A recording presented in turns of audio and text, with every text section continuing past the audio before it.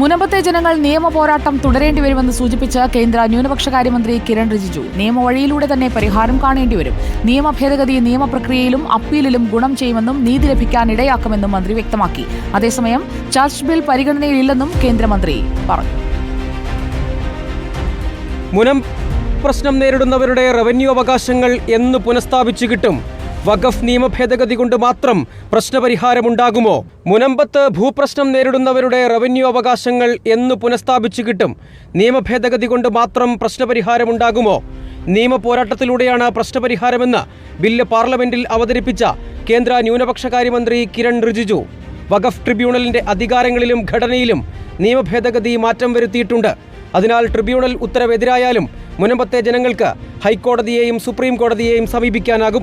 മുനമ്പത്തെ പ്രശ്നങ്ങൾ കോടതി വഴിയേ പരിഹരിക്കപ്പെടുകയുള്ളൂവെന്ന് സാങ്കേതികമായി പറയാനാകൂവെന്നും കേന്ദ്രമന്ത്രി കിരൺ റിജിജു.